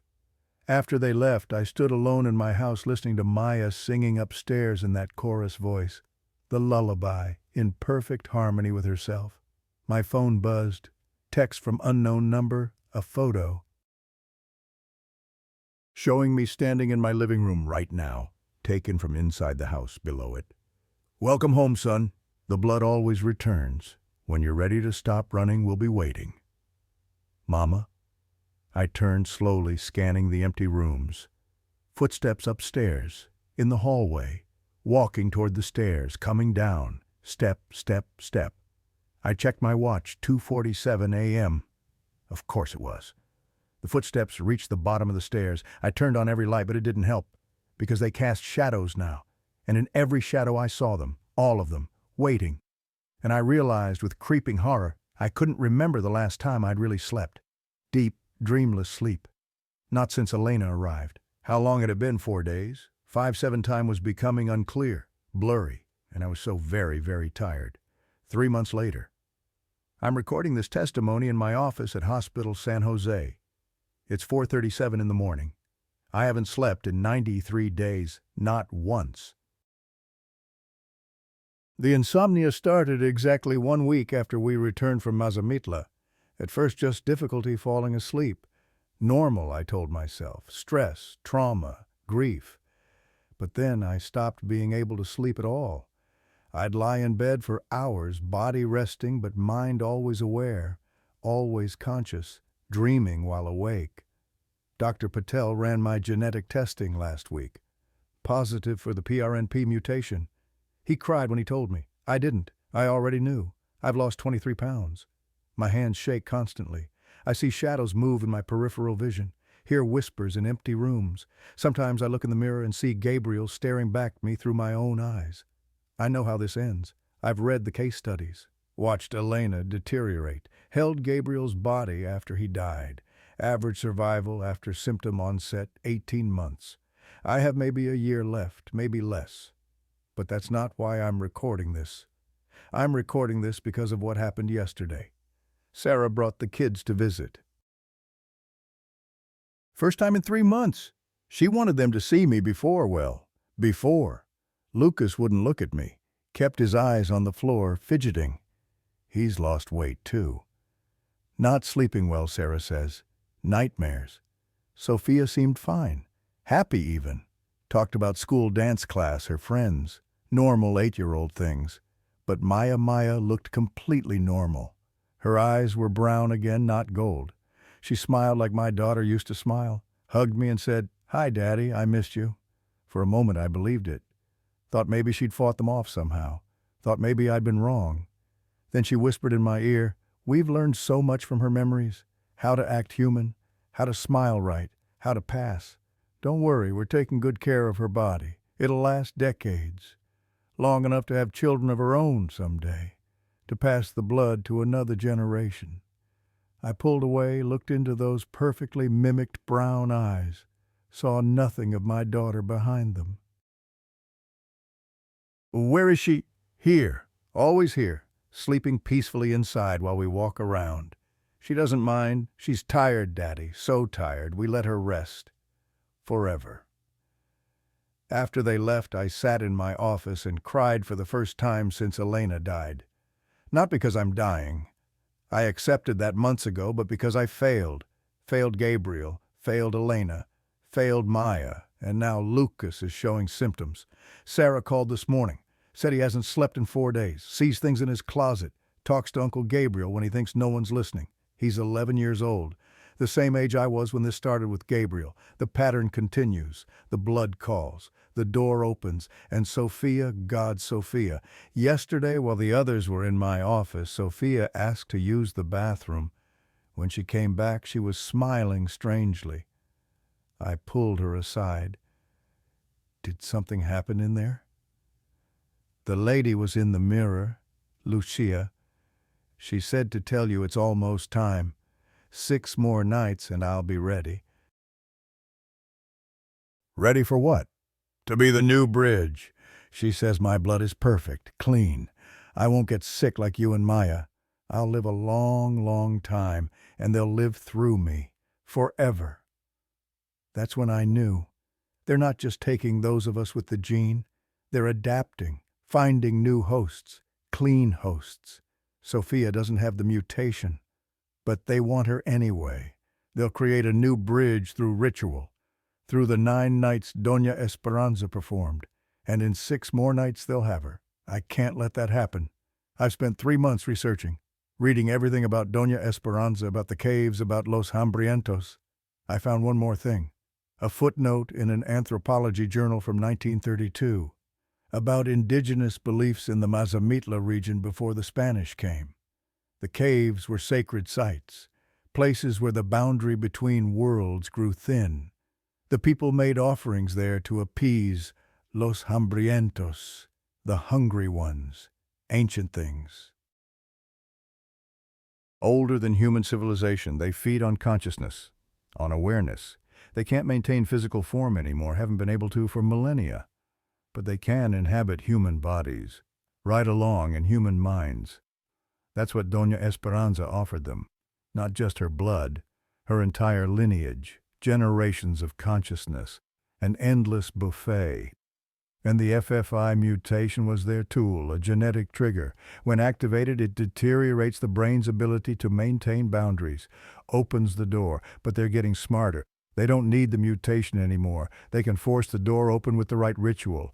9 nights, 9 offerings, 9 prayers. That's what it takes to create a new bridge. And Sophia is 6 nights in already. I called Sarah an hour ago, told her to take Sophia and run. Leave the country, change their names. She laughed. Not her laugh. Mateo, honey, you sound paranoid. Are you getting enough sleep? Oh, wait, you can't sleep, can you, poor baby? Maybe you should check yourself into the hospital. Sarah, yes, that wrong laugh again. When did they take you? Pause. Then, take me, I'm right here. I've been here the whole time. Or have I? The last 3 months are kind of blurry, aren't they, Mateo? When you don't sleep, time gets fuzzy. Maybe I've been gone for weeks. Maybe what came home from Austin wasn't me at all. The call ended. I tried calling back. Voicemail. I tried Sarah's parents. No answer. I tried the Austin police for a wellness check. They said they'd send someone. That was 6 hours ago. No call back. I'm alone now. Truly alone. Everyone I love is either dead or taken or dying, and I'm next. I can feel it. The deterioration. My thoughts fragmenting. Memories mixing with hallucinations. Sometimes I'm here in my office. Sometimes I'm 8 years old in Guadalajara watching Mama scratch the wall. Sometimes I'm in the caves under the hacienda watching Doña Esperanza smile with filed teeth. The boundaries are dissolving, just like Gabriel, just like Elena, just like Maya. But I have one thing they didn't have. I know how to end this. Doña Esperanza's final journal entry, the instructions she left, the way to close the door permanently. Someone of the blood must return to the caves, must enter the black pool, must choose the true death, the death with no echo, no consciousness preserved, no continuation. It requires total sacrifice, not just body but soul, no afterlife, no heaven, no crossing over to join Los Hambrientos, just nothing, complete dissolution. The door needs a lock, and the lock is a soul that chooses oblivion. I'm leaving for Mazamitla in an hour. I prepared everything, left instructions with Dr. Patel, updated my will, said goodbye to the few people who might still remember me. I don't know if this will work. Don't know if one man's sacrifice can break a curse that's lasted 3 generations. But I have to try, for Sophia, for Lucas, for every future generation of my family. They'll be free, even if I won't. Especially because I won't. It's 5:47 now. I'm leaving this recording here. If I don't come back when I don't come back, someone needs to know what happened. Someone needs to warn others. If you're listening to this, if you have Mexican ancestry, especially from Jalisco, especially from Mazamitla, check your family history. Look for patterns. Insomnia, violence, seeing deceased relatives, multiple generations affected. If you find those patterns, run. Change your name. Cut all ties. Move far away. And whatever you do, don't try to understand. Don't try to bargain. Don't go to the caves. There's no bargaining with Los Hambrientos. There's only feeding them or ending them. And I'm going to end them, or die trying. Actually, I'm going to die either way. The question is whether my death means something, whether it saves my children, whether it closes the door. I'm hearing footsteps outside my office now, multiple footsteps coming closer. It's not quite 2:47 yet. They're early. Or maybe time doesn't mean anything anymore. Maybe I'm already gone and just don't know it yet. No, I can still feel my heart beating, still feel my hands shaking, still feel fear. That means I'm still me, still human, still have a choice. I'm making that choice now. The door is opening. I can see them in the hallway, all of them, Mama, Gabriel, Elena, Maya, wearing that smile. They're reaching for me, calling me. Come home, Mateo. Stop fighting. Join us. We're family forever. But I'm not going to join them. I'm going to the caves. I'm going to the black pool. I'm going to end this for my children, for my family's future, for recording ends abruptly. Final document: to whom it may concern, this recording device was found in Dr. Mateo Rivera's office on March 15, 2017. Dr. Rivera has been missing since that date. His car was discovered 3 days later in the mountains outside Mazamitla, Jalisco. Empty. A search of the area around La Hacienda de las Sombras revealed that the caves beneath the property had collapsed. A massive sinkhole had opened, swallowing the entire cave system. Local geologists said it appeared to be a natural occurrence, though they couldn't explain the timing or the extent of the collapse. Dr. Rivera's body was never recovered. I'm writing this addendum because I was the last person to see him alive, or at least the last to speak with him. My name is Dr. Vikram Patel. I was his colleague at Hospital San Jose. 2 days before he disappeared, Mateo came to my office. He looked terrible. Gaunt, shaking eyes, hollow. He handed me a folder. "If I don't come back," he said, "make sure this gets to the right people. Medical journals, genetic researchers, anyone who might understand." The folder contained tissue samples from 5 generations of the Vargas family, complete genetic sequencing, documentation of the PRNP mutation across the bloodline. But there was something else in those samples, something the lab techs at MIT are still trying to understand. An anomaly in the DNA, not quite human, not quite anything they've seen before. They're calling it non-terrestrial genetic markers. I don't know what that means, but I do know this. After Mateo disappeared, after the caves collapsed, something changed. His daughter Maya, the one he said had been taken, she died in her sleep 2 days after the caves collapsed. The coroner found no cause. Her heart simply stopped, like someone had flipped a switch. I visited the body. Her eyes were brown again, normal, and on her face, I swear to God, she looked peaceful. Like she was finally resting. Lucas Rivera, Mateo's son, is in treatment in Switzerland. The experimental therapy is working. He's sleeping normally. No more visions, no more voices. The gene is still there, but it's dormant, silent, like something severed its connection. Sofia Rivera lives with her maternal grandmother. I checked on her last month. She's thriving. No more visits from the lady in white. No more nightmares. She doesn't remember most of what happened during these months. The hacienda in Mazamitla burned down in April 2017. Lightning strike, they said. Though there was no storm that night, the ruins are sealed now. The land was sold to the Mexican government and designated as a protected geological site. No one can build there. No one can excavate. The caves are gone, buried under tons of rock and earth. And whatever was in them, whatever Doña Esperanza bargained with in 1947, is buried too. I don't believe in curses. I'm a man of science. But I believe in Mateo Rivera. I believe he loved his children enough to do the impossible. And I believe wherever he is now, if he's anywhere at all, he's finally resting, really resting, for the first time in his life. Dr. Vikram Patel, MD Hospital, San Jose, Monterey, June 2017. Final note found separately. Handwritten letter discovered in Maya Rivera's belongings after her death. Daddy, I don't know if you'll ever read this. I don't know if you're still you or if they've taken you too by now. But I need you to know something. I'm still here, inside, underneath them. They think I'm sleeping, but I'm not. I'm awake, aware, watching everything they do with my body. And I heard what you're planning. To go to the caves, to end this. Don't do it, Daddy, please. Because here's what they're not telling you. The sacrifice only works if the person making it still has a choice. If they're still completely human, still completely themselves. But you're not, are you? I can feel it. You're already starting to cross over.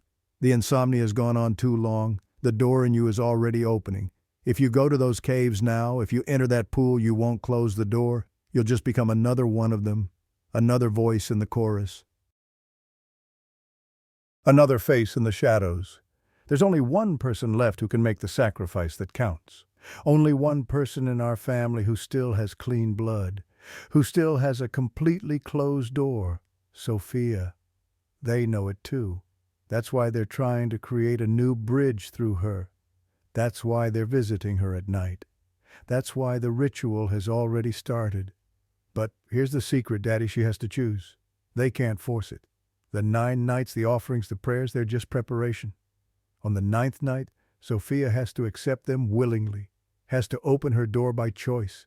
If she refuses, if she goes to the caves instead and chooses the true death, the final ending, she can close the door forever. Because she's the only one of us who's still completely clean, still completely human. I know what you're thinking. She's 8 years old. You can't ask an 8-year-old to sacrifice herself, to choose oblivion to save her family. You're right. You can't ask her. But you can tell her the truth. You can give her the choice. You can trust her to be braver than any of us were, because here's what I know, Daddy, from sharing this space with them. From hearing their thoughts, they're afraid of children, afraid of innocence, afraid of someone who would choose nothing over them. That's their weakness, their only weakness. Clean blood that chooses extinction over immortality. I love you, Daddy. Thank you for trying to save me. But save Sophia instead. Give her the choice you never gave me. Let her be the hero I couldn't be. Your daughter Maya, P.S. If you're reading this after I'm dead, after my body finally gave out, that means it's already too late for you to make the sacrifice. The door in you is already open, but it's not too late for Sophia. Find this letter, give it to her, let her choose, trust her. Children are braver than we think. Final audio fragment recovered from Mateo's phone. Timestamp March 15th, 2017, 2:47 a.m. Sound of wind water dripping, echoing cave acoustics. Mateo's voice barely a whisper. I'm at the pool, the black water. Just like Doña Esperanza described, I can feel them in the water. Hundreds of them, thousands. All the consciousness they've consumed over millennia, all the minds they've eaten. Pause, heavy breathing. I'm going in. I'm choosing the end. No heaven, no hell, no crossing over, just nothing. If this works, if my choice has any meaning at all, the door will close. My children will be free. Sound of water splashing. The water's so cold it burns. They're touching my mind now, trying to pull me in, trying to make me one of them. Multiple voices begin speaking, overlapping in the background. But I'm choosing nothing. I'm choosing to end. Completely. Sudden silence. Then a sound like 1,000 voices screaming at once, then a child's voice. Sophia's voice. Daddy, is that you? Mateo's voice, shocked. Sophia, what are you? You shouldn't be here. How did you? Sophia. Maya's letter. I found it. I read it, and I knew. I had to come. Mateo, no, baby, you need to leave. Right now. This is Sophia. I'm not leaving. Not without you. And not without fixing this. Maya said I'm the only one who can. Because my blood is clean. Because I can still choose. Mateo, Sophia, please, Sophia. I'm not afraid, Daddy. I know what nothing means. I know what forever means. And I'd rather be nothing than let them take Lucas or you or anyone else ever again. Sound of small footsteps, water splashing. Mateo, Sophia, no. Sophia's voice calm. I love you, Daddy. Tell Mommy I love her too. Tell Lucas, tell him I'm sorry I won't be at his birthday party. Tell him to live a long, long time, to be happy, to forget about all this. More water splashing. Then Sophia's voice, farther away, echoing. I choose nothing. I choose the end. I close the door. Forever. A sound like thunder, like the earth cracking open, like 1,000 voices being silenced at once. Then silence, complete, absolute. Mateo's voice broken, sobbing. Sophia, Sophia, please come back, baby, please. The sound of rushing water, rocks falling, cave collapsing. Recording ends. Official addendum, Mexican Federal Police Report. On March 18, 2017, 2 bodies were recovered from the collapsed caves near La Hacienda de las Sombras. One adult male doctor, Mateo Rivera, 43. Cause of death, drowning. One child, Sofia Rivera, 8. Cause of death, drowning. Both bodies were found in a pool of water 4 feet deep. Either could have stood up at any time, neither chose to. Investigation concluded murder-suicide. Father suffering from advanced mental illness drowned himself and his daughter in a shared psychotic episode. Case closed. But I know better. I'm Sarah Rivera, Mateo's widow. I'm writing this final note because the official story is a lie. My husband didn't kill our daughter. My daughter saved her family. She chose oblivion to close a door that had been open for 3 generations. She was 8 years old, and she was the bravest person I've ever known. Lucas is 18 now, healthy, sleeping normally. He's studying medicine at UNAM. Says he wants to be a neurologist like his father. He doesn't remember most of what happened. The therapists say that's normal. Childhood trauma often gets suppressed. But sometimes, late at night, I hear him talking in his sleep, saying, "Thank you, Sophia. Thank you for saving me." And I know he remembers more than he lets on. As for me, I'll carry this secret until I die.